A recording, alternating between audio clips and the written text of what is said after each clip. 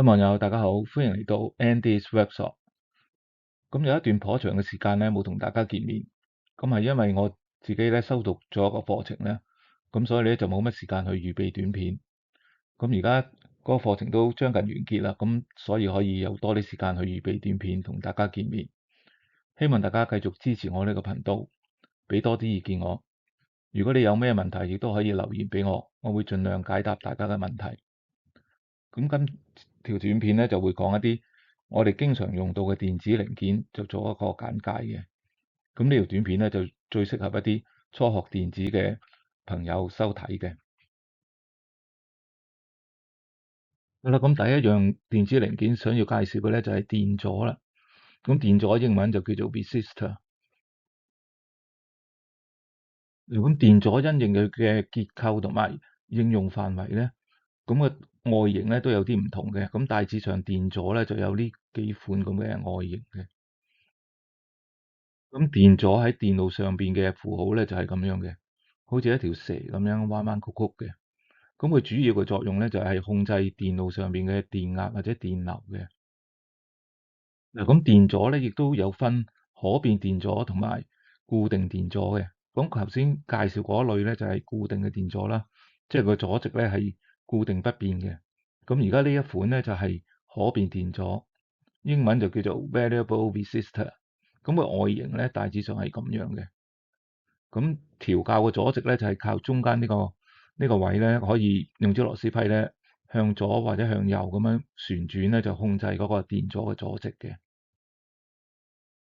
除咗頭先嗰款可變電阻之外咧，我哋常見嘅可變電阻咧，亦都係包括呢一款嘅，即係呢度咧有三隻腳咧就插喺個電路板嗰度，咁中間呢個軸心咧就可以旋轉嘅嚟控制嗰個電阻嘅阻值嘅。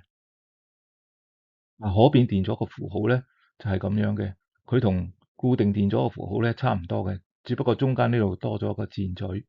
個箭嘴嘅意思咧，即係話嗰個阻值係可以調校嘅。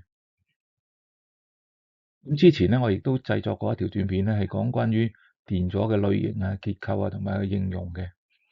咁我亦都將嗰條短片嘅 link 咧擺咗喺今日條短片嘅下邊。咁如果有興趣嘅朋友咧，可以 click 入去睇翻嘅。咁跟住介紹嘅電子零件咧，就係電介質電容。電介質電容嘅英文咧就叫做 electrolytic capacitor。咁個外形咧大致上係咁樣啦。咁你見到咧喺呢邊咧會有一個減嘅符號喺度嘅，咁即係代表係呢個電介質電容嘅負極啦。咁而較長嗰隻腳咧就係正極嚟嘅。咁而佢嗰個電路圖嘅符號咧就係咁樣啦。喺正極呢邊咧會有一個加號喺度嘅。咁呢個電介質電容咧，通常最主要嘅用途咧都係用於呢個濾波電路嘅。譬如好似呢個典型嘅交流變直流呢個濾波電路啦，咁呢個濾波電容咧就會加喺呢個負載嘅兩邊嘅。咁如果冇呢個濾波電容嘅話咧，嗰個整流之後個輸出波形咧就好似咁樣嘅，一個個山形咁樣。咁咧就唔係一個純正嘅直流電輸出，咁會產生好多雜音嘅。咁當我哋加咗呢個濾波電容之後咧，嗰個輸出波形咧就近乎呢個直流電啦，咁就會減少咗好多雜音嘅。咁呢一啲雜音咧，我哋叫做交流聲啦，英文就叫做 ripple。咁除咗電介質電容之外咧，亦都有一款叫做陶瓷電容嘅。陶瓷電容嘅英文咧叫做 ceramic capacitor。咁佢嘅外形咧大致上係咁嘅樣嘅。嗱，咁陶瓷電容嗰個電路圖符號咧就係咁嘅樣嘅。由於佢冇正負極之分啦，咁所以嗰個符號上面咧亦都冇加號喺度嘅。咁關於電容呢個電子零件咧，我以前亦都製作過一條短片嘅，就講關於電容嘅特性啦，同埋佢充放電計算嘅方法嘅。咁我亦都將嗰條短片嘅 link 咧擺咗喺今日嘅短片下邊嘅。咁如果有興趣嘅朋友咧，可以 click 入去睇翻。嗱，咁跟住介紹嘅電子零件咧就係二極管。二極管嘅英文咧就叫做 diode。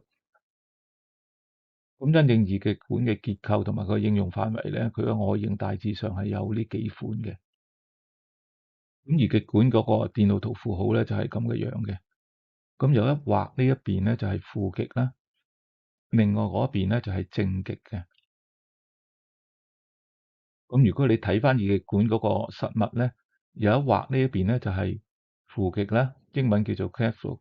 咁冇一畫呢一邊咧就叫做正極啦，英文叫做 anode。咁其中一個最典型嘅應用咧，就係我哋將二極管咧應用喺呢個整流電路入邊嘅。譬如好似呢個整流電路咧，我哋用4隻二極管咧串連，組成一個橋式嘅傳波整流器嘅。咁關於呢個整流器咧，我亦都曾經製作過一條短片咧，係講關於整流器嘅。咁我亦都將嗰條 link 咧擺咗喺今日嘅短片下邊。咁如果有興趣嘅朋友咧，可以 click 入去睇翻嘅。嗱，咁二極管咧，其中一個特性咧就係佢係單向導電嘅。咁即係話咧，如果我哋俾一個正向偏壓佢咧，個電流就可以通過二極管嘅啦。嗱，譬如好似你喺呢個線路咧，我哋喺呢個線路入邊咧，我哋加咗一粒 LED 啦。咁如果我哋俾一個正向偏壓佢咧，個電流就可以通過呢個二極管咧而點着呢個 LED 嘅。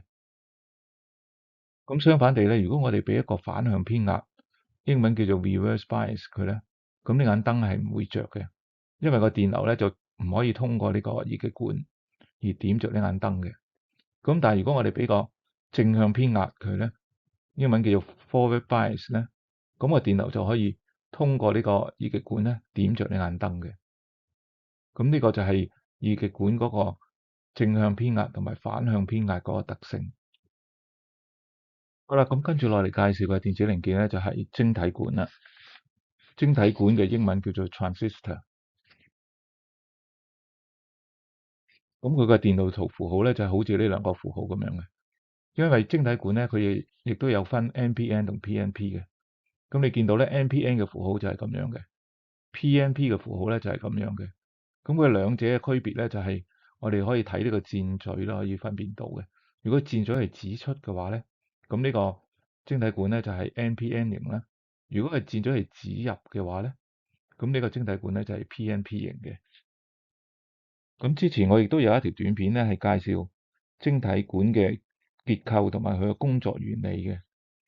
咁我亦都將呢個短片嘅 link 咧擺咗喺今日嘅短片下邊。咁如果有興趣嘅朋友咧，可以 click 入去睇翻。嗱，咁晶體管根據佢嘅結構同埋佢應用範圍咧，佢嘅外形亦都有啲唔同嘅。咁我哋常見嘅晶體管外形咧，就係有以下呢幾款啦。咁晶體管其中一個最典型嘅應用咧，就係應用喺呢個信號放大器嘅。咁即係話輸入端咧，我哋有一個好細嘅信號輸入去啦。咁輸出端咧，我哋就可以攞出一個較大嘅信號輸出嘅。咁跟住落嚟介紹嘅咧就係穩壓器啦。穩壓器嘅英文叫做 voltage regulator。咁個外形大致上就係咁嘅樣嘅，好似晶體管咁，亦都有3隻腳嘅。嗱，咁穩壓器嗰個電路圖符號咧就係咁嘅樣嘅。咁佢有3個端子，英文叫 terminal。咁有一個輸入端啦 input 啦，同埋有一個輸出端 output 啦。另外仲有一個就係接地嘅啦 ground 嘅啦。咁如果當呢個輸入端嘅電壓係有變動嘅話咧，高高低低變動嘅話咧，咁個輸出端咧都係保持不變嘅個電壓。咁假設呢個穩壓器個輸出電壓係5個伏特啦。咁如果你輸入端係高過5個伏特，譬如係10伏或者係20伏，咁佢輸出端咧都係5伏嘅。咁當然啦，呢個輸入端可以承受幾高嘅電壓咧，係視乎嗰個穩壓器嗰個規格啦。有啲可以承受高啲，有啲只可以承受較低嘅電壓。咁跟住介紹嘅咧就係集成電路啦。集成電路嘅英文就叫做 integrated circuit。而佢嘅電路圖符號咧就視乎呢個集成電路嘅規格啦。咁大致上咧就可以分為以下呢幾款嘅。咁 IC 入邊咧其實係有一啲大型或者係比較複雜嘅電路嘅。嗱，譬如以呢個電路為例啦，如果我哋要製作呢一個電路嘅話咧，要每一隻零件都插喺個電路板上邊嘅話咧，咁個電路板嘅面積咧就會好大啦，因為我哋要插好多零件落去嘅，入邊有晶體管啊、二極管啊、電阻啊咁樣。咁但係如果我哋將呢個線路刻喺一粒 IC 入邊嘅話咧，咁我哋製作起上嚟咧就好方便啦。我哋只需要插嗰粒 IC 喺電路板上邊，然後喺每一個腳位相對應咁樣連接一啲外圍嘅電路咧，就可以製作成一個我哋所需要嘅電路啦。咁喺製作方面咧，亦都係方便啦、省時間啦，同埋避免呢個製作上面嘅錯誤啊。